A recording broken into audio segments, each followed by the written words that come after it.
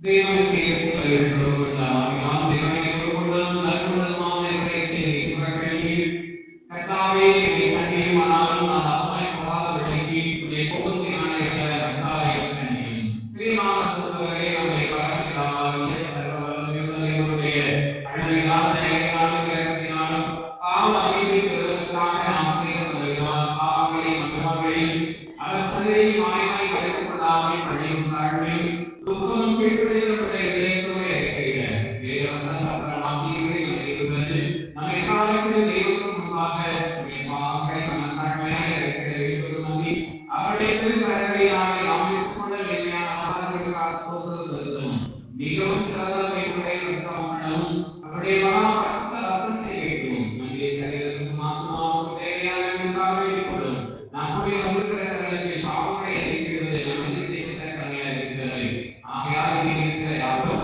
சுத்த இதயத்தோடு தாழ்ந்த சுத்தத்தோடு வரக்கூடிய காசாக்களை இருவரை கூட செய்து நாம் சொல்லுகிற பிரகாசத்தில் உங்களை வேண்டிக் கொள்கிறதை ஜெபம் செய்வோம். சர்வ வல்லமையுள்ள இந்த இரக்கமுள்ள பிதாவே,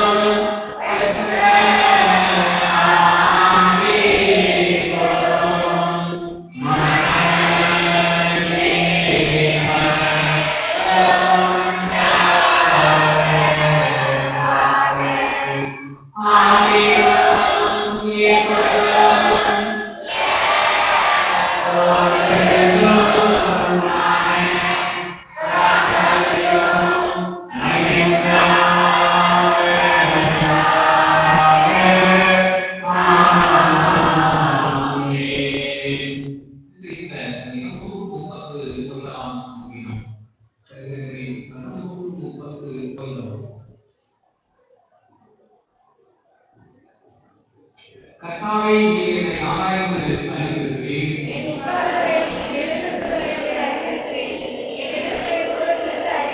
நான் நடந்தாலும் நடந்திருந்தாலும் என்னை சூழ்ந்திருக்கிறீர். என் வழிகள் எல்லாம் உமக்கு தெரியும். முற்புறத்திலும் பின்புறத்திலும் நீர் என்னை நிறுத்தி உமது கரத்தை என் மேல் வைக்கிறீர்.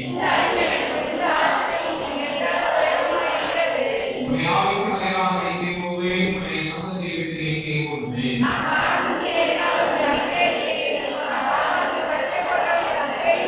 நான் விடிய காலம் சிறைகளை எடுத்து சமுத்திரத்தின் தயாரிலே போய் தங்கினாலும்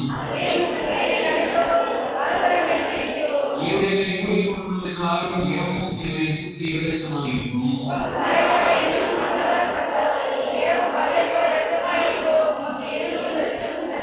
நீர் இருளின் தேவனை கைக்கொண்டிருக்கிறே, என் தாயின் கர்ப்பத்தில் என்னை காப்பாற்றினீர்.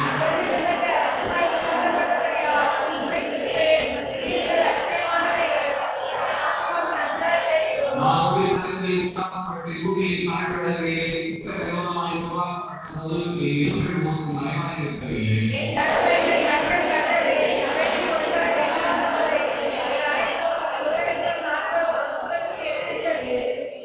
தேவனை உமது ஆலோசனைகள் எனக்கு எத்தனை அருமையானவை அவைகளிலோ எவ்வளவு அதிகம்.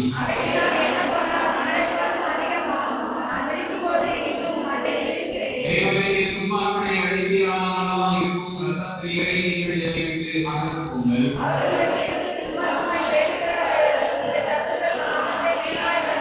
கர்த்தாவே, உம்மை மன்னிக்கிறவர்களை நான் பகையாமலும் உமக்கு விரோதமாய் எழும்புகிறவர்களை அருளத்தாமலும் இருக்கிறோம். தேவனே, என்னை ஆராய்ந்து என் இருதயத்தை அறிந்து கொள்ளும். என்னை சோதித்து என் சிந்தனைகளை அறிந்து கொள்ளும்.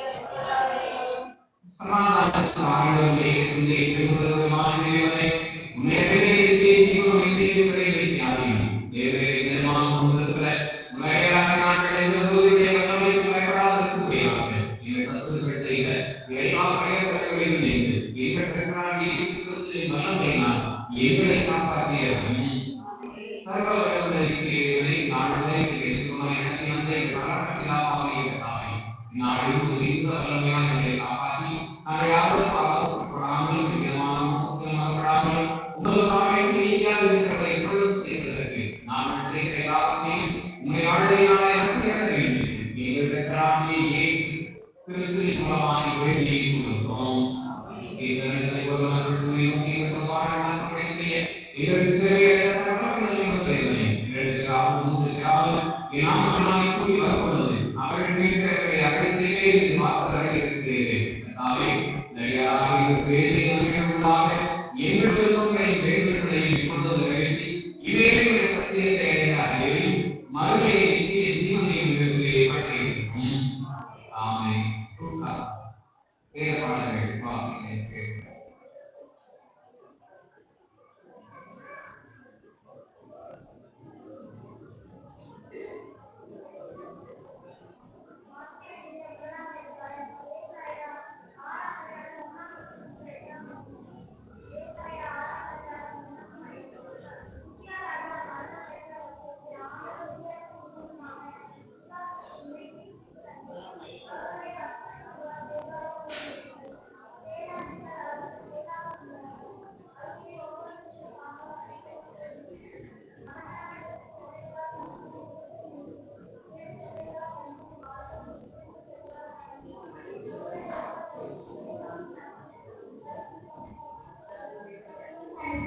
அவருடைய கைமையாளர்களுக்கு சொன்னார்கள். கூப்பிட்டு செல்வதற்கு சட்டத்தால் வாசித்து அசைந்து ஆராய முற்றிவார் என்று. அப்பொழுது நான் ஐயோ அப்பா என்னால் அசுத்த உள்ள தனத்தை நடத்தி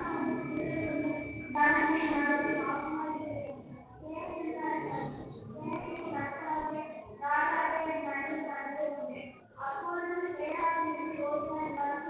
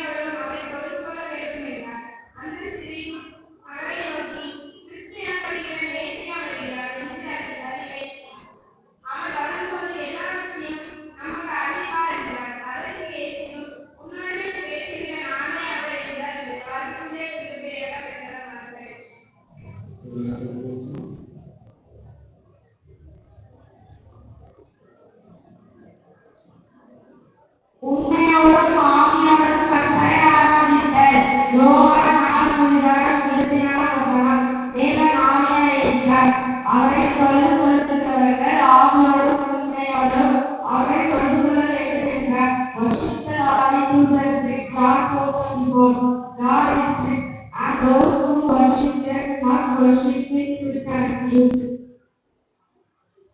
உண்மையோடும் ஆவியோடும் கர்த்தரை ஆராதித்த யோவானும் ஞானமுள்ளவரும் நாமஸ்மரணம். தேவனாகிய இருக்கிறார், அவரை தொழுகிறவர்கள் ஆவியோடும் உண்மையோடும் அவரை தொழுது கொள்ள வேண்டும் என்றார். உண்மையோடும் ஆவியோடும் கர்த்தரை ஆராதித்தல். யோவான் 4:2 தேவனாகிய இருக்கிறார், அவரை தொழுது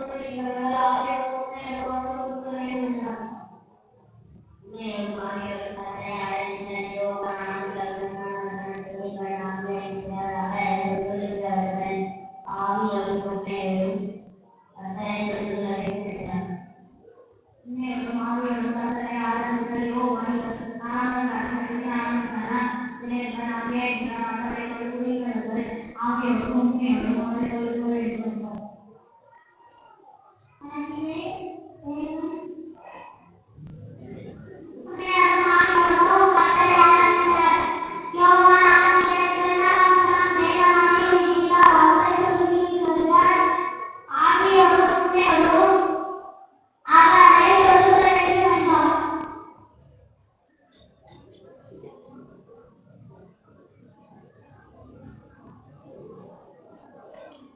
கர்த்தரை தொழுது கொள்ள வேண்டும் என்றார். உண்மையோடும் ஆவியோடும் கர்த்தரை ஆராதித்தல். யோவான் 4:2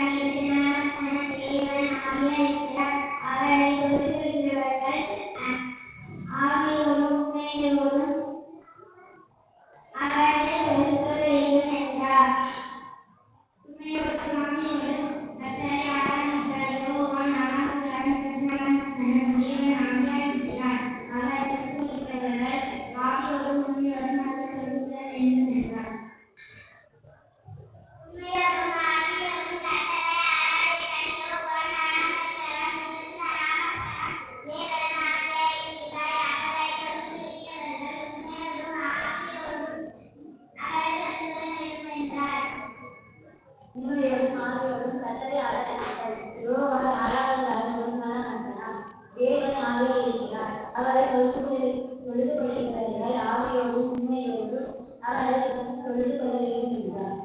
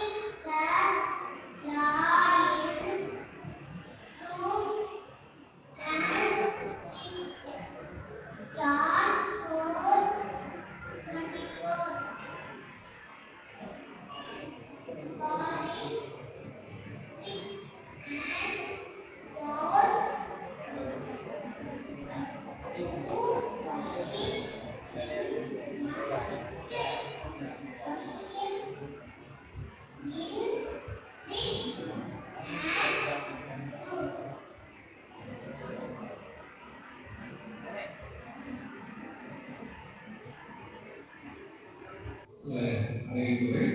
வருகிற வெள்ளிக்கிழமை காலை 10 மணிக்கு நம்முடைய ஆலயத்தில் உபவாச கூட்டம் நடைபெறும். இதை தவறாது கலந்து கொண்டு அந்த உபவாச கூட்டத்தை பொருட்படுத்துவதற்கு திரு செல்வி குடும்பத்தினர் அவர்கள் வெள்ளிக்கிழமை உபவாச கூட்டம் திரு செல்வி குடும்பத்தினர் அவர்கள் பொருட்படுத்த இருக்கிறார்கள். அதேபோல இன்று இரவு 7 மணிக்கு நம்முடைய சபையை சார்ந்திருக்கிற திரு டேவிட் அவருடைய வீட்டில் மூத்த கூட்டம் நடைபெறும். அவரை தவறாது கலந்து கொண்டு நம்மை ஞாபகப்படுத்துகிறோம். திரு டேவிட் திருமதி இயேசு இவருடைய குமாரன் வில்சன் ராஜும் மடத்தூர் பகுதியை சார்ந்த திரு செல்வூர் பாண்டியனார் செல்வி இவர்களின் சந்திராணியும் விவாதம் செய்து கொள்ள போகிறார்கள். புதியபுத்தூர் சிறந்தி ஆதித்தனார் திருமண மண்டபத்திலே நடைபெறுகிற பரிசுத்த விவாதத்திற்கு ஆயத்தப்பட்டிருக்கிற குடும்பங்களுக்காக நமக்காக செய்வோம். விசேஷித்த நாளிலே நம்ம மனைவிமாய் ஆண்டவரை அனுகிரகம் செய்வது ஒரு நிமிஷம் கையாட்டி திருமணத்திற்காக ஆயத்தமாக இருக்கிற செய்வோம். ஏற்ற ஆண்டையை ஏற்ற துணையை பொறுத்து ஆசீர்வதித்து பெருகப்படலும் மேம்படுத்தவும் திருவையை பொறுத்து ஒவ்வொரு நாளும் வழிநடத்தி வரக்கூடிய வல்லமை நிறைந்த தேவாலயமே இன்றைக்கும் நம்முடைய கூட்டத்திற்காக நாங்கள் செய்கிறோம். உரையான செய்கிறோம்.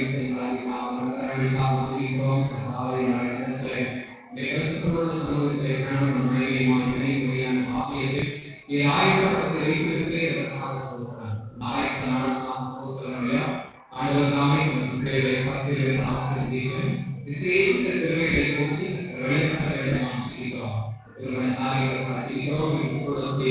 எல்லா முயற்சிகளுக்காக செய்கிறோம். இவர்கள் நாம் நடத்தி அந்த நிலையிலும் ஆண்டவரை எப்போதும் நடத்த வேண்டும் செய்கிறோம். நாளை வெளியே ஆயத்த அந்த போதைக்காக சொல்கிறேன். ஆசிரியர் வாழ்க்கையும் உதவி செய்ய வேண்டும் செய்கிறோம். சமூகத்தை கைப்பற்றிக்கிறோம். நாளை பரவத்தின் மகிழ்ச்சி பரவத்தின் ஆசீர்வாதம் ஒருவரை எல்லா வேலைகளையும் செய்கிறோம். திருவைக்கு கொடுக்கிறோம். ஆசிரியர் இயேசு கிறிஸ்துவின் நாமத்தை ஆசீர்வதித்து ஜெபிக்கிறோம். ஆமென்.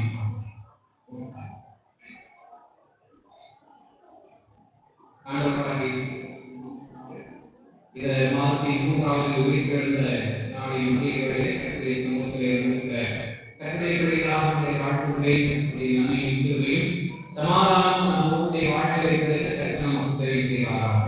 ஆமென். அல்லேலூயா. அல்லேலூயா. அவர் நல்லவர், அவர் நன்மை செய்கிறார். ஆகையால் அந்த நன்மையால் என்றைக்கும் நம்மை ஜீவன் போது இருக்கிறார். அதை ஜீவனுக்குரிய வாக்குவாதங்களாக நாம் மாற்ற வேண்டும் என்பது ஆண்டவராகிய கர்த்தருடைய விருப்பம். அவை இன்றைக்கும் அருமையான சிறுகளை சொல்லப்பட்ட வார்த்தைகளை வாசிக்கும். வசனம் தேவன் ஆவியாயிருக்கிறார்.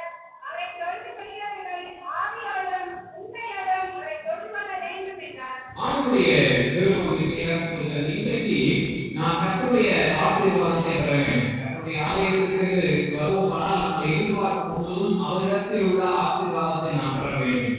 திருவாரூர் ஸ்திரீ இயேசுவை தேடி வந்தால் அவரிடத்தில் உள்ளதை நான் எதையாவது பெற்றுக்கொள்ள வேண்டும் என்று. அப்படியானால் நாம் நீங்கள் இயேசுவை சந்திப்பதற்கு எந்த சூழ்நிலையிலும் அது வீட்டாக இருக்கட்டும் ஜெபம் அப்படின்னு நம்ம மதத்தாலே போதும். நான் இயேசுவை சந்திக்க வருகிறேன். நான் இயேசுவை சந்திக்க வரும் பொழுதெல்லாம் அவரிடத்தில் உள்ளதை நான் எதையோ நான் பெற்றுக் கொள்கிறேன் என்றுதான் அர்த்தம். ஆகவே அந்த நன்மைகளை அல்லது ஆசீர்வாதத்தை பெற்றுக் கொள்வதற்குரிய நல்ல தகுதி என்ன? எல்லாருமே என்ன செய்யணும்? அதற்குரிய ஒரு தகுதி அவசியம். வேதம் சொல்லுகிற தகுதினா தேவனை தொழுது கொள்கிறவர்கள் ஆவியோடும் உண்மையோடும் அவரை தொழுது கொள்ள வேண்டும். கர்த்தருடைய ஆசீர்வாதம் இங்கே நிறைந்திருக்கிறது. நம்முடைய மன விருப்பம் என்னென்ன விண்ணப்பம் வேதத்தோடு கர்த்தருடைய சமூகத்தில் வந்தீர்களோ அவை அனைத்தும் இருக்கிறது இங்கே. இதை எடுத்துக்கொள்ள வேண்டுமானால் அதற்குரிய சில தகுதிகளை அவர் வைத்திருக்கிறார். ஒரு விளையாட்டு போட்டியை வைப்பாங்கன்னா அந்த விளையாட்டு போட்டியில் பங்குதரணும் தோல்வியோ வெற்றியோ ஆனால் கட்டாயம் என்ன செய்யும்? பங்குதற்கான நஷ்டம் வரும். அதே போல ஆண்டவர் சொல்லுகிறதற்காக தேவனிடத்தில் ஆசீர்வாதத்தை நீங்கள் பெற வேண்டுமானால் நீங்கள் அவரை தொழுது கொள்ள வேண்டும் என்று ஏற்கனவே நான் 2 காரியத்தை நான் விவரித்து சொல்லியிருக்கிறேன். ஒன்று 6வது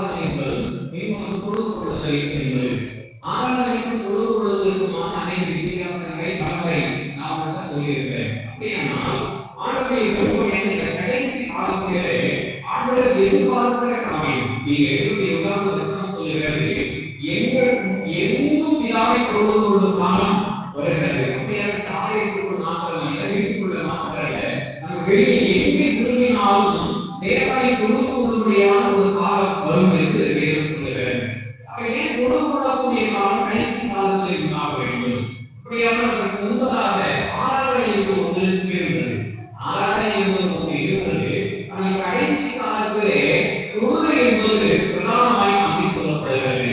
அப்படியானால் அந்த ஆராதனையுடைய முக்கியத்துவத்தை ஆண்டவர் நமக்கு கற்றுக் கொடுத்தார். அந்த ஆராதனை முக்கியத்துவத்தை நாமும் நீங்களும் இழந்தோம் அப்படின்னால் ஆண்டவர் இன்னும் கொஞ்சம் அதிகப்படியாக தொழுது கொள்ளுங்கள் என்று சொல்லுகிறார். அந்த தொழுது கொள்ளும் பொழுது எப்படி தொழுது கொள்ள வேண்டும்? நான் வாசித்த நாம் பாடாய பாடல் 95ஆம் சங்கீதத்தை சொல்லுவோம். நாம் அழிந்து நீந்து அப்படிதான் இருக்க வேண்டாம் தொழுகை. இப்போ எல்லாரும் ஆராதிப்போம், எல்லாம் எழுதுவோம், கைகளை அசைப்போம், எல்லாம் எழுதி ஆராதிப்போம். இது ஆராதனை கனம் பண்ணுதல். பொழுது என்பது நின்று கொண்டல்ல, கண்களை கட்டுவது.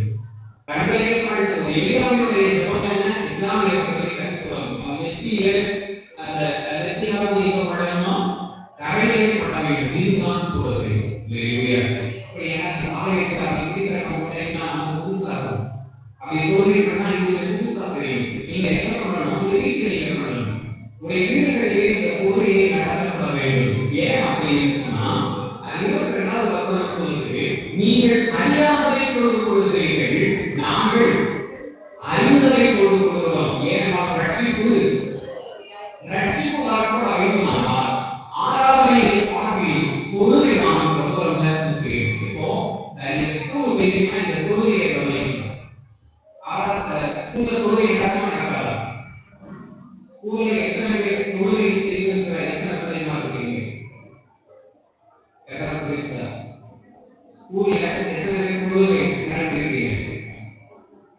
எத்தனை பேர் தொழுது இருக்கீங்க? நானும் தொழுதுருக்கேன்.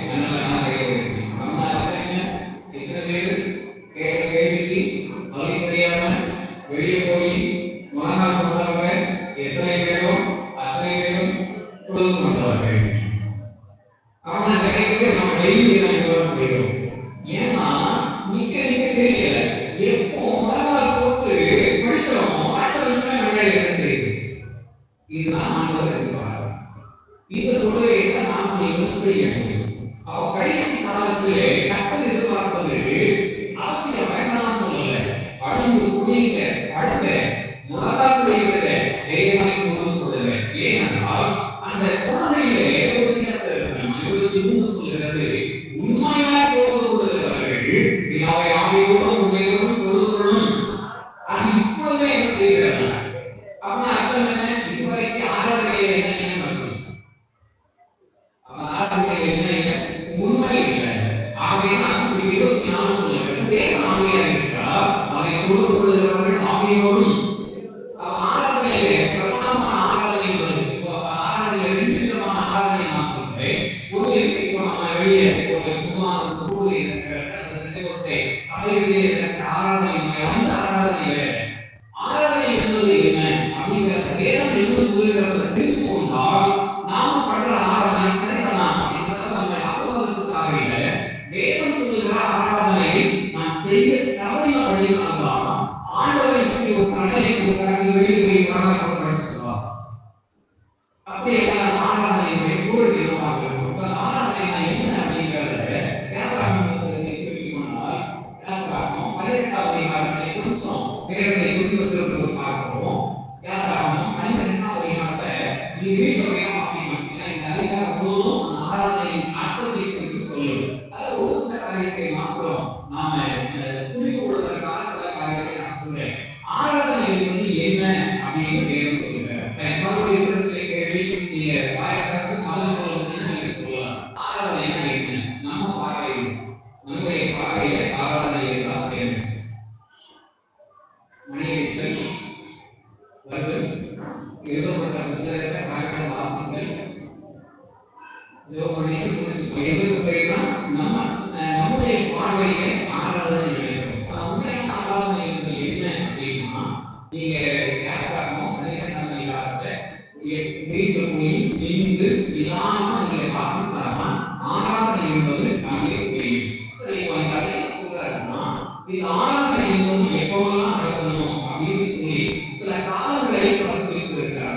நாடு மாதம் இப்படியாக ஒவ்வொரு காரியத்தை சொல்லிட்டு ஆராதனைக்கு பிரதானமான தேவைகள் இருக்கணும். மூன்றாவது வசனம் சொல்லுது, நீங்கள் இஸ்ரவேல் சபையான யெகோவாவை நோக்கி இந்த மாதம் 10ஆம் தேதி வீட்டு தலைவர்கள் வீட்டுக்கு ஒரு ஆட்டுக்குட்டியாக ஒவ்வொரு ஆட்டுக்குட்டியை தெரிந்து கொள்ள கடவர்கள். அப்போ ஆராதனைக்கு பிரதானமான பொருள் என்ன என்பதை குறித்து வேதம் சொல்லுகிறது. ஆராதனை கட்டாயம் இருக்கணும், ஆட்டுக்குட்டி இருக்கணும். அப்படி நீங்க ஆராதனை பண்ணீங்க, அவங்க கையில செய்திருக்கணும். ஆட்டுக்குட்டி எங்கே அப்படின்னு ஆண்டவர் கேட்கிறோம். ஆட்டுக்குட்டி எங்க? ஆட்டுக்குட்டி இந்த வசனத்தை கேட்க பண்ண மாட்டார், கேட்பாங்க. அப்போ நம்ம ஸ்டைலா இந்த இதை கை வச்சிருக்க நம்ம ஸ்டைல ஒரு பதில் சொல்லுவோம். ரோமர் 12ஆம் அதிகாரம் 1ஆம் வசனம் ஆசிரியர் ரோமர் 12 அப்படி எங்கள் சகோதரரே, எப்படி இருக்க சகோதரரே, அப்படி இருக்க 12ஆம் அதிகாரம் அப்படி இருக்க சகோதரரே,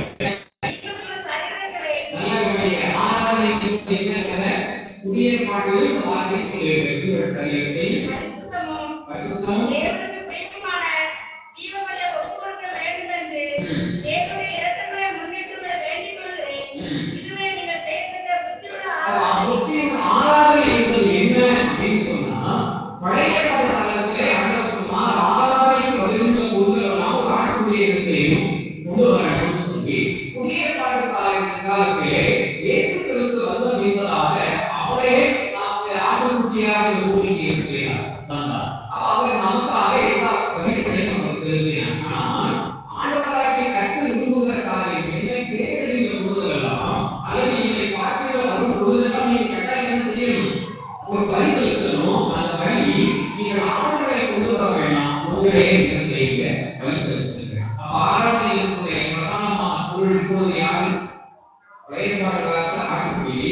இப்போ இப்பவே உட்கார்ந்து இருக்கிற நாம ஆராதனை வந்திருக்கிறோம். நீங்க ஆட்டுக்குட்டி யாரா? நாம் அப்போ வெட்டப்பட்டிருக்கீங்களா? நீங்க ரத்தம் சிந்திருக்கணும். பலிதான் கட்டாயம் என்ன செஞ்சிருக்கணும்? ரத்தம் சிந்திருக்கணும். ரத்தம் சிந்தினால்தான் எனக்கு பெயர் பலி. நான் ரத்தம் சிந்தப்படாமல் நான் மனுஷனாக இருக்கலாம். நான் இன்னும் என்ன செய்யப்படல, ஆராதனைக்கு ஆயத்தம் பண்ணப்படவில்லை.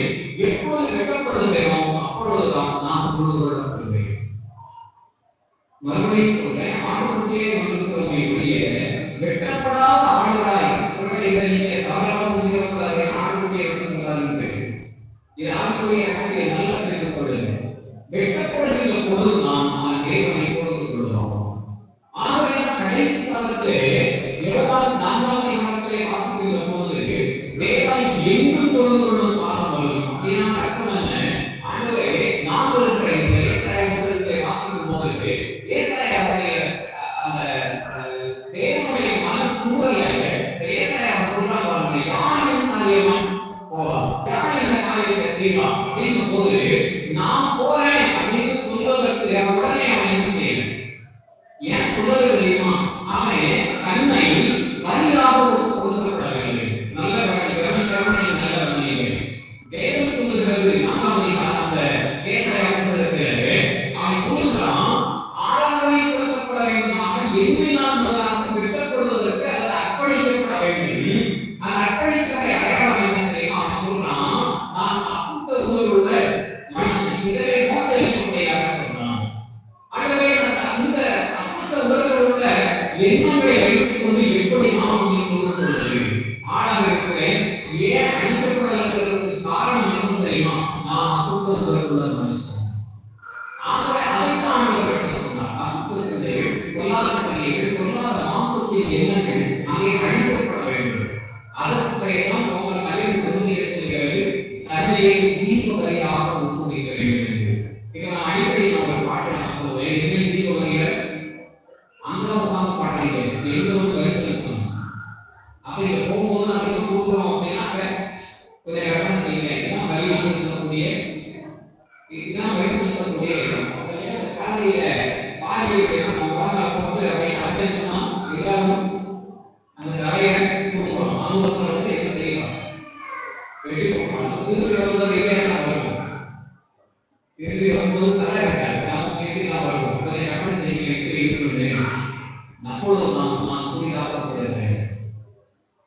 புதிதாக்குதல். அப்போ ஆண்டவர் விரும்புகிற ஆராதனையும் நாம் செய்யக்கூடிய ஆராதனைகளையும் வெவ்வேறாக இருக்கிறது. நீங்க நல்லா எல்லாமே அடிச்சு போட்டு எடுத்தீங்கன்னா ஒன்றாக நீங்கள் புரிந்து கொள்ளப்பட வேண்டும். அப்படியே இந்த ஆராதனை முறையை பழைய ஏற்பாட்டு காலத்திலே கற்றுக் கொடுத்தார். சரி, இந்த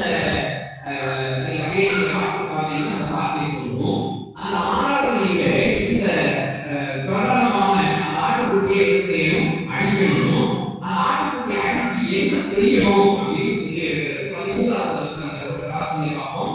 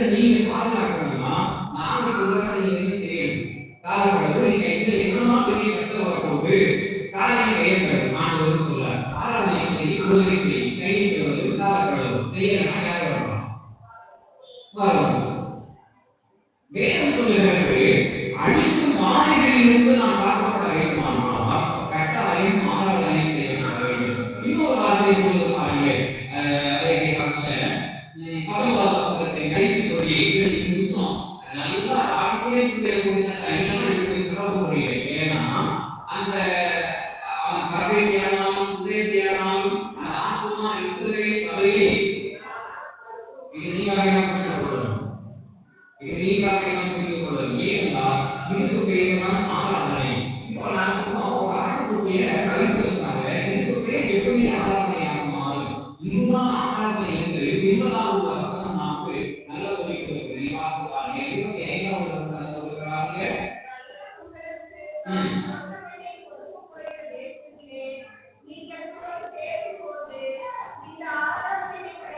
இப்போ இந்த ஆராதனை என்ன செய்யணும்? இந்த ஆராதனை இப்படி இப்போ நம்ம இப்போ நடக்கிற ஆராதனையை எப்படி கொண்டாடுறோம்? இவர் சொன்ன ஆராதனை என்ன? பரிசுக்கு வேண்டாம், யாரும் இருப்போம் ஆராதிப்போம் அப்படிங்கிறோம். இந்த ஆராதனைக்கும் அந்த ஆராதனை வித்தியாசம் தவறு இல்லை, அது தவறு நம்முடைய அர்ப்பணித்தல். நாம் அதை கொல்லப்பட்டு இருக்கப்பட வேண்டும். வேதம் அப்படித்தான் சொல்லுகிறது. இயேசு கிறிஸ்து இரண்டாவது என்ன செய்கிறார்? அடிக்கப்பட்டார், ஒடுக்கப்பட்டார், கொல்லப்பட்டார்.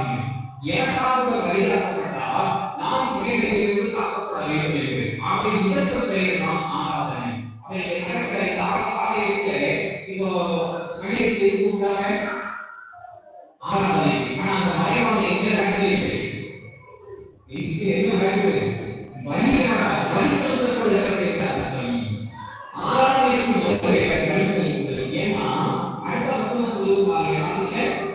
அப்பொழுது உங்கள் பிள்ளைகள்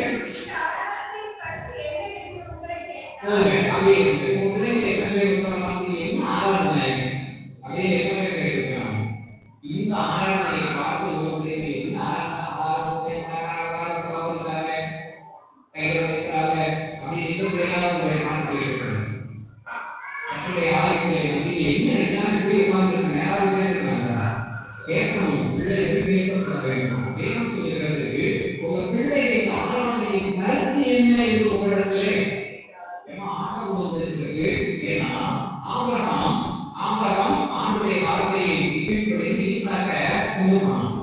ஈசாக்க கொண்டு போய் பரிசுத்தப்படுவது கேட்டான். பிள்ளை கேட்கிறான். இந்த கட்டையினுடைய கருத்து என்ன? இந்த கட்டையினுடைய கருத்து என்ன? இந்த செயலுடைய கருத்து என்ன? கேட்டதுனால தான் கர்த்தருடைய ஆசீர்வாதம் அமைகின்றார்.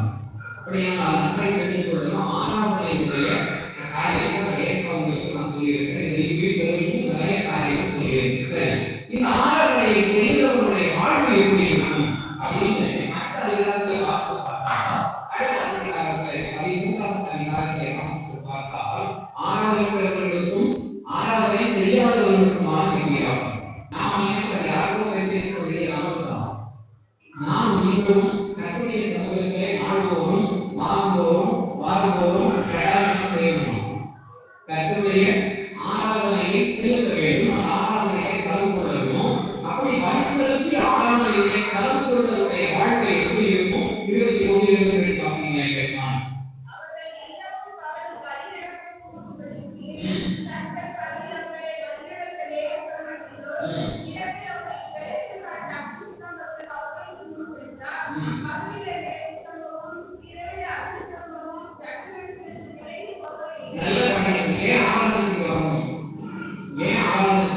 ஆராதனையின் முக்கிய நோக்கம் என்ன அப்படின்னா, ஒன்று ரெண்டு காரியத்தை நீங்க கூர்ந்து கவனிக்கணும்.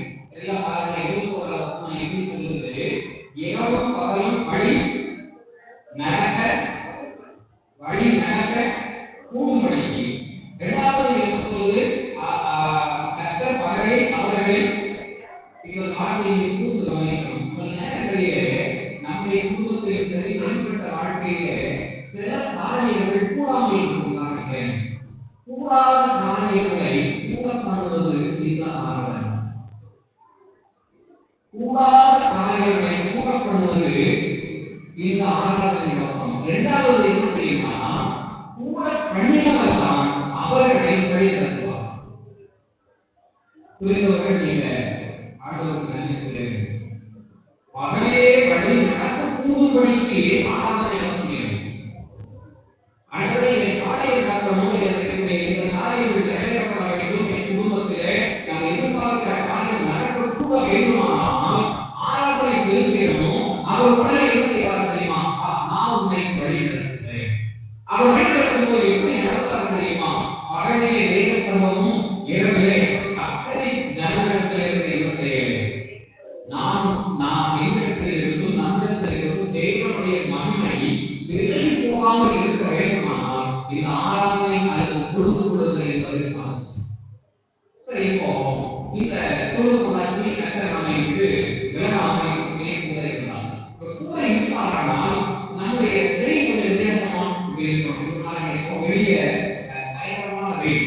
வெளியில் இருந்து ஒரு ஏசி ரூம் வராங்கன்னா அந்த இடம் வித்தியாசமா இருக்கலாம். கட்டாயம் வெளியில் இருக்கிறவங்களுக்கும் உள்ள இருக்கிறவங்களுக்கும் இந்த இருக்கும் நல்ல வித்தியாசம் இருக்கும். இன்னைக்கு வாசம் பாருங்க, வாகனம் இருக்கிற வாகனம் 8 மணி நேரத்துல வாசித்து பார்த்தால் வாகனம் 8 மணி நேரம்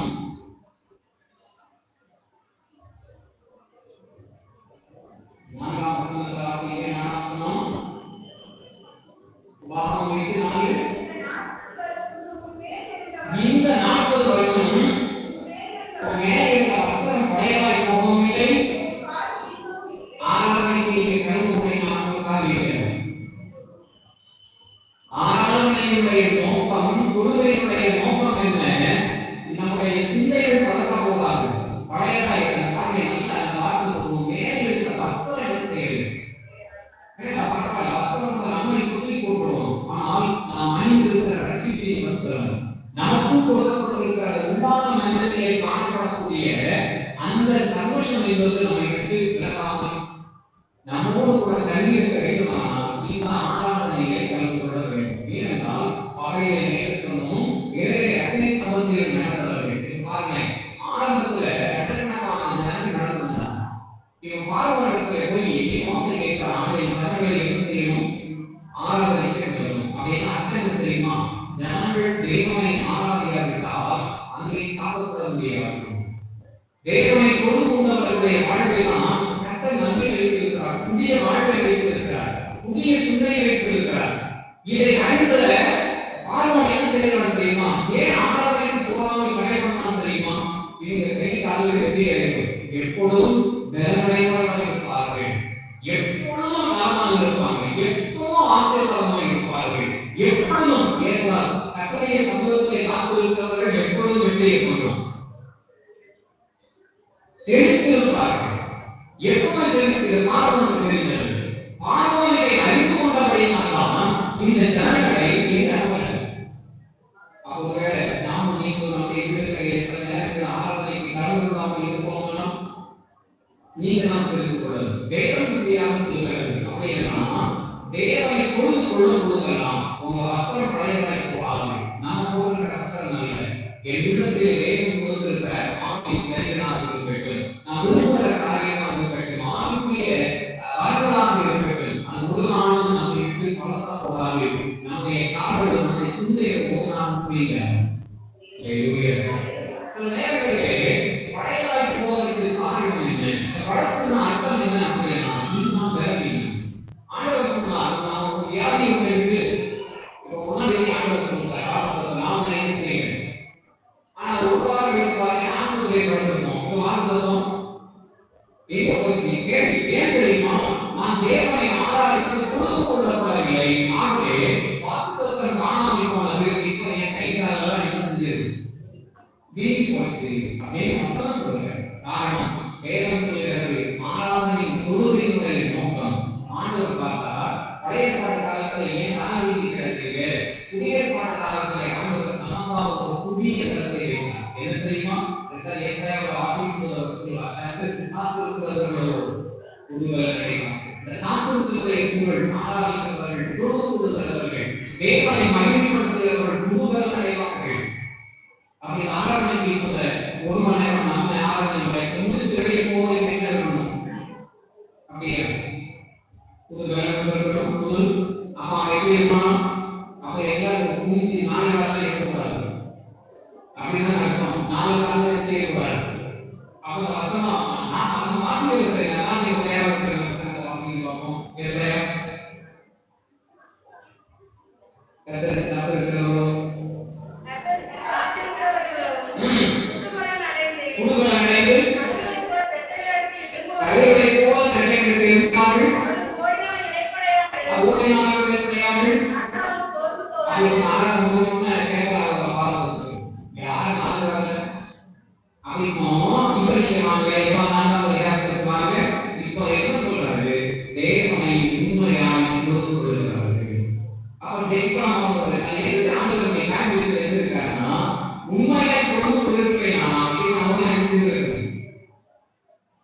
உண்மையா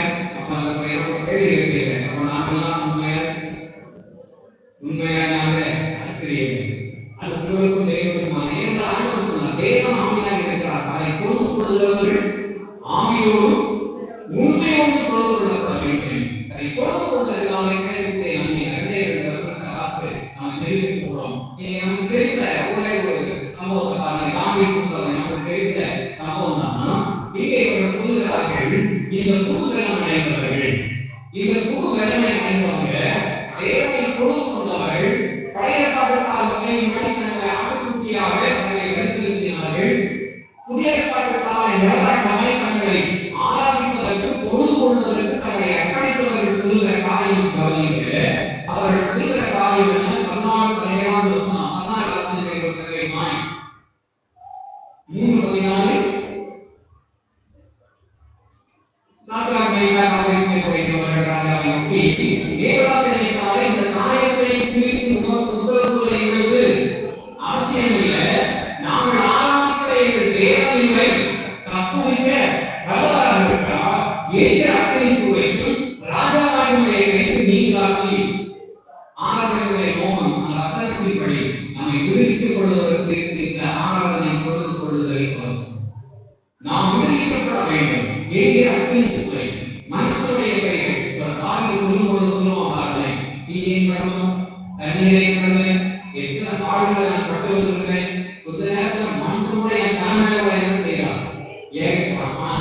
சொல்லுகிற வார்த்தை நிறைவு செய்கிறான். ஆனால் இப்பொழுது நான் செழிப்பான இடத்தில் வந்திருக்கிறேன். ஆராதனையினுடைய ஆசீர்வாதம் தான் செழிப்பு. வந்தவனா கட்டவனுடைய செழிப்பாக்குவா இருக்கணும் ஒன்றும் கிடையாது. நான் தீக்குள்ள போகணும், தண்ணீருக்குள்ள போகணும், கஷ்டப்படணும், கஷ்டப்பட்டு உழைத்தாலே பலனை நான் என்ன செய்ய முடியும்? பெறப்பட முடியும். ஆண்டவருடைய ஆசீர்வாதத்தை பெற வேண்டுமானால் இது சொல்லுகிற ஆராதனை ரொம்ப அவசியம். சில நன்மைகள் கடைபிடிப்பதற்கு காரணம் என்ன தெரியுமா? ஆராதனையின் வசனத்தை செய்கிறது. ஆராதனைக்கு புறம்பாக்கப்படுகிறது. ஆராதனை எதிரைகள் இருப்பதை சொல்லுவோம். சில சபை கூடியவர்களை விட்டு விடுதலை போல நீங்க என்ன செய்யணும்? ஏன் சபை கூடியவர்களை விட்டுவிடக் கூடாது? இந்த காரியத்திலிருந்து நான் விடுவிக்கப்பட்டேன். ஏனென்றால் ஒரு காரியத்தை சொல்ல பாருங்க, விடுவிக்காம போனாலும் சரி, நான் உடைய கூறுகளுக்கு அல்லது தேவர்களுக்கு நான் என்ன செய்ய மாட்டோம். நாங்க செய்ய அவசியமே இல்லை. ஏன் தெரியுமா? நாங்கள் ஆராதிக்கிற தேவன். இப்போ இந்த காரியத்தை கேட்ட உடனே இப்ப ராஜா அங்கே சம்பவத்தை நம்ம எல்லாமே தெரியும். இப்ப ராஜா என்ன சொல்றாரு? 23வது வசனத்தை வாசிக்க வேண்டுமா? 23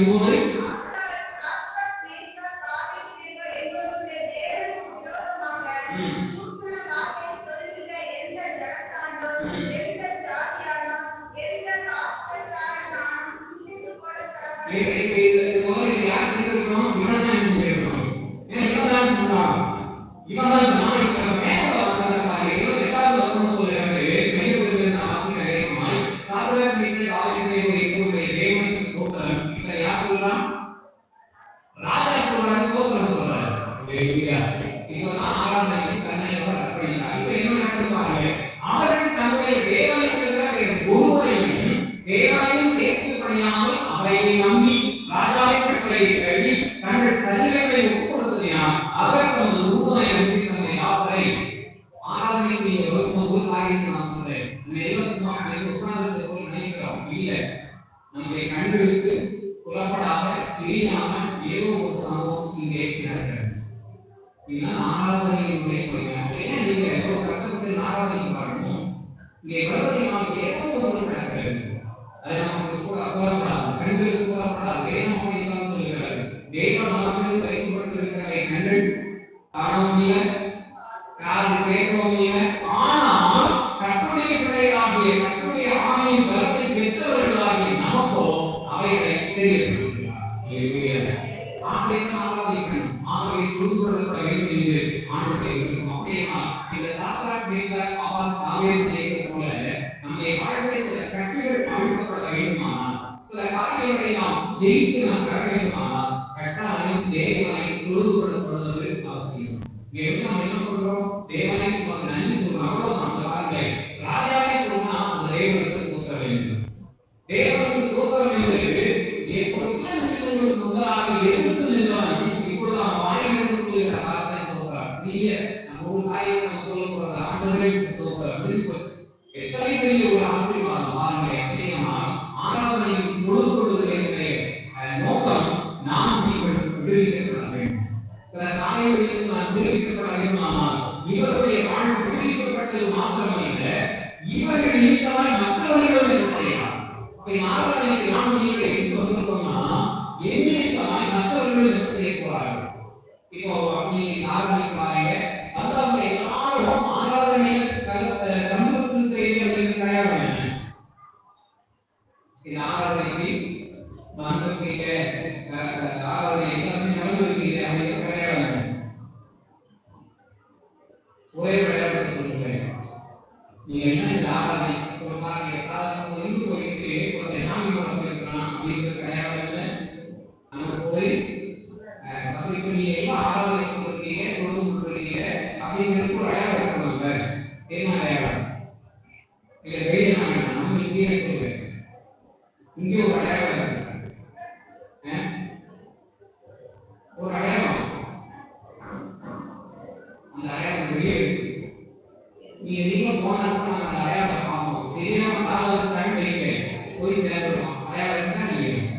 நம்ம அடையாளம் அதை தவிர என்ன செய்ய தெரியும். நாம எல்லாம் ஆராதனை கொண்டு அடையாளம் அடிச்சு அள்ளி தொழுகை கொண்டு போறோம். நாங்க எது இருக்கோம் ஆராதனை ஒரே ஒரு அடையாளம், என்ன அடையாளம். ஆண்டவர் பார்த்தா நான் என்ன செய்யணும், நான் என்ன பரிசுத்தப்பட்டு இருக்கிறேன், நான் விடுவிக்கப்பட்ட வேண்டுமா அப்படிங்க. அப்போஸ்தலர்கள் இருக்கணும். அப்போஸ்தலர் 12ஆம் அதிகாரத்துல இவருக்கு தேவையான செய்வோம். ரெண்டு பேரும் என்ன பண்ணிருக்காங்கன்னா, கட்டப்பட்ட நிலையை கிடந்தாலும் பொருள் சீராமல் ஏற்படுறாங்க. 24ஆம் வசனம் சொல்லுது, அவன் அப்படிப்பட்ட கட்டளையை பெற்று அவருடைய முஸ்தாபகர்களை அழைத்து அவர்கள் கால்களை தொழுவத்தை கட்டியிருப்பான். நீ தொழுவத்தை நீ கட்டுவ, நான் தொழுவதை என்னுடைய கன்ஸ்டையாக சொல்லியிருப்பாங்க. நீ தொழுவத்தை கட்டப்போ நாம தேவனை என்ன செய்யும், தொழுவதாக இல்லையா? நடுவாக்கிலே பவுலும் சீராவும் ஜெபம் பண்ணி தேவனை துதித்து அடையாமல் துதி ஆராதனை, ஒரு துதியை தொழுது கொள்வதல் அவசியம். நீ சத்தம் போட்டு சொல்லுகிறீங்க, உள்ள அவர் மனதிற்கு ஆளுநரை செய்யணும். தேவனை தொழுது கொள்ளப்பட வேண்டும். ஏனென்றால் எப்பொழுது தொழுது கொள்ளப்படுகிறதோ அப்பொழுது நான் விடுவிக்கிறோம், அப்பொழுது நான் உண்மான அடையாளம் அங்கே விளக்கம் என்று சொல்கிறேன். இப்ப இவர்கள் கண்டதுனால என்ன நடந்தது பாருங்களேன். சரீரை சிறைச்சாலையின் அஸ்திவாரங்கள் மறுபடியும் சொல்றேன், உண்மையாய் தேவனை ஆராதித்து தொழுது கொள்கிறீர்களா, உங்களுக்கு முன்னதாக இருக்கிற பாவம், சாபம், வியாதி, பலவிதமான அஸ்திவாரங்கள் தானாக அசையும். சில வியாதிகளுடைய அஸ்திவாரங்கள் அசையும். உடனே கலவரெல்லாம் என்ன செய்யும்? ஆராதனையிலே ரெண்டு சம்பவம் நடந்தது. ஒன்று அஸ்திவாரங்கள் அசையும், இரண்டாவது கலவரம். ஆராதனையின் தொழுதுடைய நோக்கம் நீ புரிந்து கொள்ளுங்கள். முதலாவது அசைவு உண்டாகணும். அசைவு உண்டானால்தான் புதிய கதவுகள் திறக்கப்படும். இல்ல ஆராதனைக்கு அப்படி ஒரு சம்பவம் நடக்கணும். ஆராதனைக்காக என்ன செய்யணும்? எரியோ கோட்டையானது விழுவதற்கு ஆராதிச்சாங்க. அவங்க போய் கம்பு கத்தியோ பெரிய கட்டாயம் என்ன செய்யணும்? நம்ம வார்த்தையை வாசிக்கிறோம், வார்த்தையை விசுவாசிக்கிறோம். அவர்கள் 7 நாளும் தேவனுடைய சமூகத்திலே மீண்டு தங்களை அர்ப்பணித்தார். 7 நாள் வாய்க்காக பிரஷர் முட்டி போயிருக்கு, பிரஷர் முட்டி போயிருக்கு. ஊதுலாம் புதிய பாடகாலத்துல மாயை பார்த்து இதை இந்த ரைஸ் நடக்கும் போன போகமா போகாது. 7 நாள் பிரஷர் அடைந்து போகும். ஒவ்வொரு ஊதுல என்ன செய்கிறது ஆண்டவர் கற்றுக் கொடுத்தார். காத்திருங்க. ஆராதனை இது அவசியம். ஒரு செய்தி தீர்ப்புல ரொம்ப அடிக்கலாம் அது என்ன செய்யும்? அது இல்லை அவ்வளவுதான். ஆகவே வேறு சொல்லுகிறார், வேறு சமூகத்தை இங்கே ரொம்ப அடிக்கணும், ரொம்ப அடிக்கணும். ஏன்னா அவர்கள் தொழுது கொண்டார்கள், கதவுகள் திறக்கப்பட்டன. மூன்றாவது சொல்லுகிறது, கட்டுகள் அவிழ்க்கப்பட்டது. கட்டுகள் அவிழ்க்கப்படலும் புதிய கதவுகள் நம்முடைய வாழ்விலே திறக்கப்படலும் செய்யப்பட வேண்டுமானால், அஸ்திவாரங்கள் அசையப்பட வேண்டுமானால் தேவனை தொழுது கொள்ளணும். எப்படி தொழுது கொள்ளணுமா? உண்மையாக தொழுது கொள்ளணும். இது நல்லாவே நமக்கு தெரியாது. நான் பார்ப்பேன், நீ எப்படி எடுத்துக் கொள்ளலாம், ஆனால் ஆண்டவருக்கு தெரியும். அவனை நோக்கி அந்த வார்த்தை ரொம்ப முக்கியம். அவனை நோக்கி கூப்பிடுகிற யாரும் அடுத்த அவர் சொல்வார்,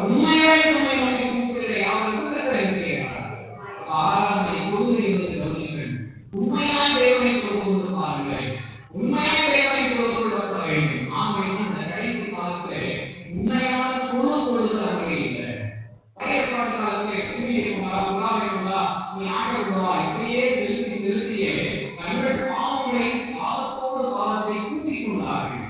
சாவுகளை அவர்கள் கூட்டிக் கொண்டார்கள். ஆண்டவர் பார்த்த நீ ஒவ்வொரு நாளும் நீயாவே பலிகளாக மாறுகிறது. உன்னையே நீ அர்ப்பணித்து விடு. ஆகவே தேசிக்கு சொல்லுவதா ஒருவன் என் பிள்ளை விரும்பினால் அவன் அவனுக்கு ஒரு சிலுவை இருக்கு. அந்த சிலுவை என்ன செய்யுது? சுமந்து கொண்டுதான் உன்னையே புறாது என்ன செய்யும்? நம்ம பாட்டு என்னை நான் ஜீவ பலியாக என்ன செய்யுது? அர்ப்பணிக்கிறேன். அது வார்த்தையில் இல்லை, இது உண்மையாக என்ன செய்யும்? சொல்லுங்க, உண்மையாக அறிக்கை செய்யப்பட வேண்டும் என்று வேதம் சொல்கிறார். ஆகவே இன்றைக்கு உண்மையாய் பொது கொள்ளப்படும் பொழுது நமக்கு வைக்கப்பட்டிருக்கிற ஆசீர்வாதங்கள் அனைத்தும் கட்டாயம் கிடைக்கும். இங்கே வாசல்கள் திறக்கப்படும், கட்டுகள் அமைக்கப்படும், அநேக காரியங்கள் இருந்து நம்மை விடுவிக்க அவர் முடிவுரைகளாக இருக்கிறார். ஆலயம் நம்மை விட்டு நம்முடைய குடும்பத்தை விட்டு பிள்ளைகளை விட்டு விலகப்பட வேண்டுமானாலும் அங்கே பொழுது கொள்ளுகை சத்தமாக இருந்தால் வேண்டும். ஒருவேளை காலமாக கஷ்டம் ஆயிடுச்சு அப்படிதான் சொல்றோம். ஒருவேளை நாட்டில் பூமி தெரிவித்து எத்தனை வீட்டுல பொழுதை கற்றதோ அத்தனை வீட்டுக்காரர்களும் காக்கப்படுவாங்க வேண்டும். ஏன்னா ஒரு நாள் என்ன செய்யுமா பகையே இல்ல குறித்தவாசியத்துல இரவு இடமாலும் மதியானத்தின் பாழாகும் வரும். அதெல்லாம் இந்த வெட்டுச்சி தெருவுல காட்டுக்குள்ள போகாது, எல்லாம் வரும். மாலையும் கூடாது பொய்யாப்பு வந்து எப்போ அடையாளம் போடாமல் சொல்ல முடியாது. அடையாளம் சொல்லலாம். மாலையும் கூடாது பொய்யாப்பு இருக்கு அடையாளம் போடாமல் என்ன செய்ய முடியாது. ஆகையால் வேலை செய்கிறது. இப்ப பாருங்க விரைவு காரியத்தை சொல்லி நம்ம நிறைவு செய்வோம். முதல்ல எல்லா பெண்களும் பார்த்தீங்கன்னா அவசரத்துக்கு கஷ்டமா கட்டாயம் என்ன செய்யணும் பார்க்கணும். அப்படின்னா இப்போ அதான் சும்மா நின்றுதான் கையாலே போதும் என்ன செய்யணும். ஏன் நாயை உட்காரணும் நாயை என்ன செய்யறாங்க எல்லாம் ஸ்டாப் ஆயிட்டாங்க. பாருங்க பஸ்ல ஸ்டாப் செய்யணும்னா நமக்கு இன்னைக்கு அனைத்து பெண்களும் என்ன ஆயிட்டாங்க, அனைத்து பெண்களும் ஸ்டாப் ஆயிட்டாங்க. அதனால என்ன போச்சுன்னா ஆடவர் பார்த்தா சில நேரங்களில் எந்த இடத்துல நம்ம ஸ்டாப் ஆகிறோமோ அங்கதான் ஸ்டாப்னு ஸ்டாப் இல்லை கவர்மெண்ட் அவர்கள் ஆகிட்டு ஆடவர் விரும்பிங்க அந்த பெண்கள் ஆகியோருக்கு கவனம் தெரிந்தவர்கள். ஆகவே அவங்க என்ன பண்ணுவோம் சரி உட்காரு ஆகும் மனுஷன் ஏற்பட்டு நிகழ்வு என்ன செய்வோம் நிறுத்த வருவாங்க. பார்த்துருக்கீங்களா அவங்க நிறுத்த வருவாங்க. கீழே போறதுனால அப்படியே உட்காந்து தலையை உட்காந்து கொடுக்கணும். ஏசத்தை என்ன செய்யாது ஏன் தெரியுமா நாங்களா யாசா கனமாக நாங்களாம் கவனம் சில நேரத்தில் ஆண்டவரை நம்ம கவனம் வைப்பாங்க. யாருன்னா ஒரே வசதியில் தானே ஒரே வசதியில் நான் வேணாம் பணம் இருக்கேன் பணம் கொடுத்து பணம் கொடுத்தேன் ஒரே பஸ் ஒண்ணுதான் என்ன விஷயம் பஸ் ஒண்ணுதான் ரெண்டு விதமான வகையாக உண்டு. ஒரு விவசாயக்காக செய்யலாம் காசு கொடுக்கணும் ஒரு காசு கொடுக்கணும். இன்னைக்கு ஆண்டவர் விரும்புகிற காரியம் தேவனுடைய சமூகத்தை உண்மையாக புரிந்து கொள்ளுங்கள். நம்மையும் கனப்படுவதற்காகத்தானே நம்மிடத்தில் உள்ள கனமான காரியத்தை தேவனுடைய சமூகத்திலிருந்து மனைவியை இழந்தார். மனைவியை போகும்போது மனசு சாயலாக தேவனுக்கு முடிக்கிறார். அவரை மீது அவரை பொறுத்து கொள்கிற யாவரும் தேவனால் ஆசீர்வதிக்கிறார். ஆகவே இதற்கு நாங்கள் உண்மையாய் ஆண்டவரை பொறுத்து கொள்வோம், உண்மையாய் நம்மை ஆராதிப்போம் என்று சொல்லி ஆராதனை அழகை ஆண்டவராக இவரை இவர்கள் ஆராதிக்கிற ஆராதனை பரலோகத்திற்கு அவங்க ஆராதனையை பார்த்தவங்க பரலோகமான வேலை செய்யணும் சந்தோஷப்படும். வெளிப்படுத்த சொல்லுவோம் பரலோகத்தை ஒரு பெரிய சத்தத்தை கேட்டு அங்கே அனைவரும் சேர்ந்து ஒரு சத்தம் போட்டாங்க. அந்த சத்தம் எப்படி இருக்குன்னா வெறுவெள்ளத்தின் இறைச்சலை போல ஆராதனை ஆண்டவர் ஆராதனையில் மகிமை ஒரு பெரிய சத்தம் என்ன செய்யும். இங்க பாருங்க இப்போ இது வந்து ஒரு சின்ன கிளாஸ் 5வது வகுப்பு வரைக்கும் ஸ்கூல் வந்து அப்படிங்கிற கிடையாது. இது ஸ்கூல் அப்படிங்கிற கிடையாது. இது ஸ்கூல் கிடையாது. நம்ம ஸ்கூல் போட்டு போட்டிருக்காங்க. அதனால வந்து ஸ்கூல்னு சொல்ல முடியாது. ஸ்கூல் கிடையாது. அங்க என்ன கேட்கணும் சத்தம் கேட்கணும் சத்தம் கேட்கணும். ஏன்னா அந்த டீச்சர் சொல்லி கொடுக்குற காரியத்தை நம்ம என்ன செய்யணும் சத்தத்தோடு என்ன செய்வாங்க. அப்போ அந்த பக்கத்துல போயிது இது ஒரு பள்ளி ரோட்ல போயிது தேவனை கொண்டு கொள்கிறவர்கள் தேவனை கொண்டு கொள்கிறார்கள். அடையாளம் உண்டு. இவர்கள் அனைவரும் தேவனால் தெரிந்து கொள்ளப்பட்டவர்கள், கொடுமை நடத்துகிறவர்கள், இந்த தேவனை கொண்டு கொள்கிறவர்கள். தேவனால் இயேசு கிறிஸ்து என்றும் கொண்டு கொள்கிறார்கள்.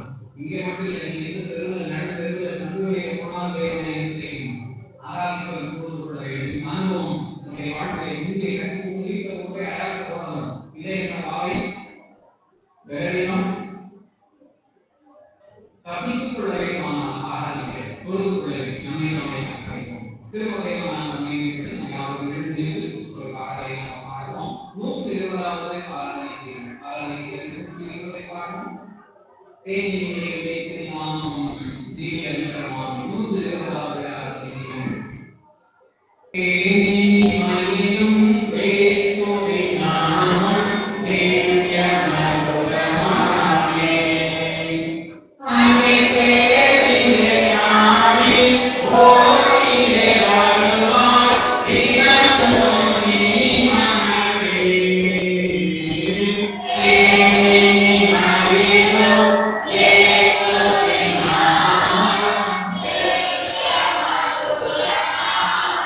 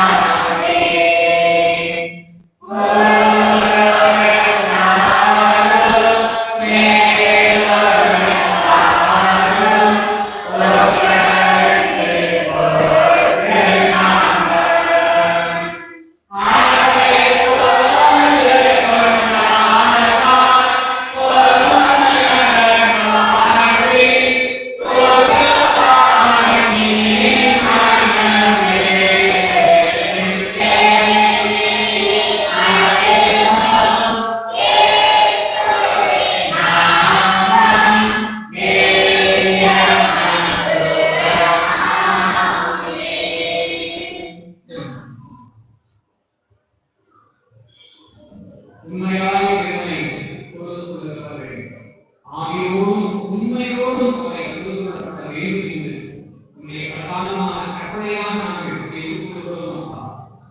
ஆண்டவரே, நாம் உண்மையாய் கொண்டு கொடுக்கும் பொழுது நாங்கள் வாசிக்க, நாங்கள் சிந்தித்த, தியானித்த ஒவ்வொரு வார்த்தைகளை நாங்கள் நினைத்து கொள்கிறோம்.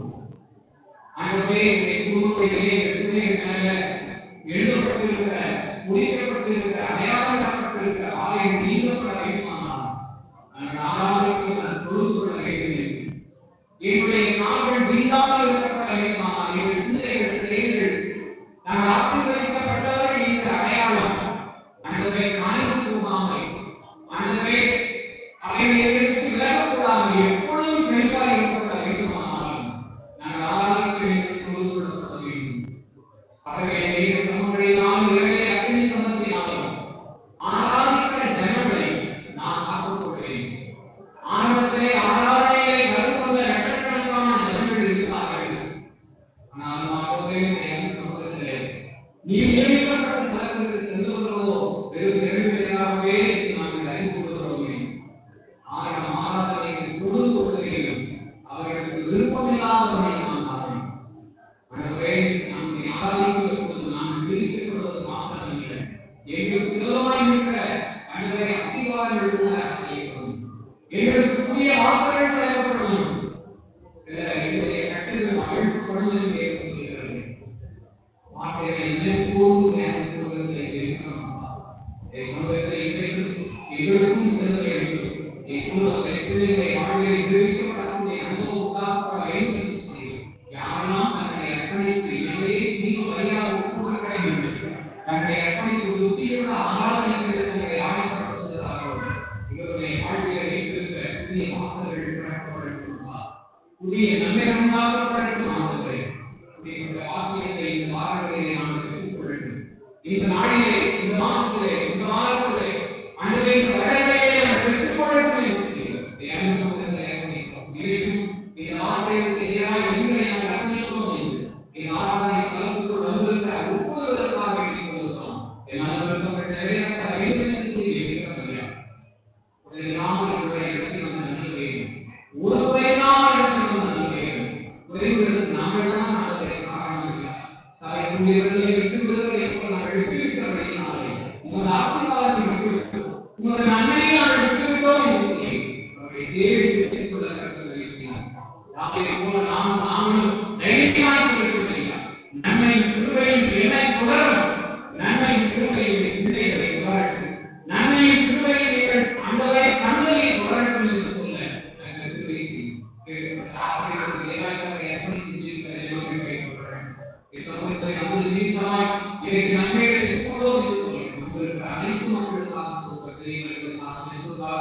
நல்ல சமூக சூழ்நிலைகளுக்காக, வாலிபர்களுக்காக, சூழல்கள் குட்டிகளுக்காக, ஆண்டவரே பிரசவ ஸ்திரீகளுக்காக, ஒவ்வொரு மக்களுக்காக கர்த்தருடைய கிருபையினால எங்களுக்காக ஜெபிக்கிறதை கேட்டுக்கொண்டவர்களுக்காக சொல்கிறேன்.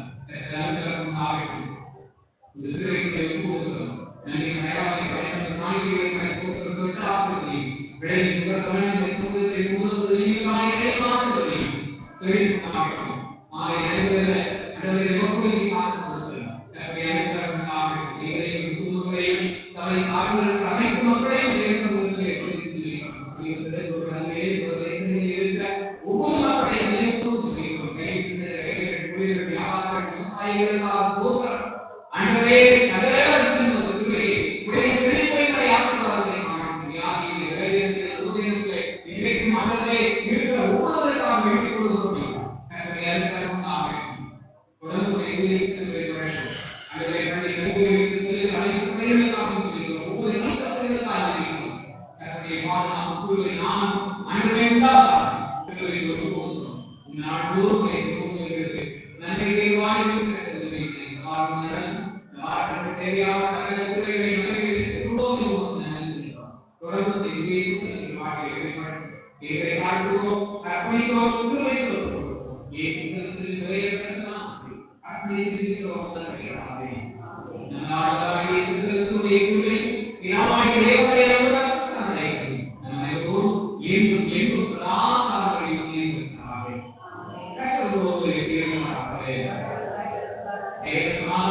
Yes, ஆமென். அல்லேலூயா. அல்லேலூயா. அல்லேலூயா.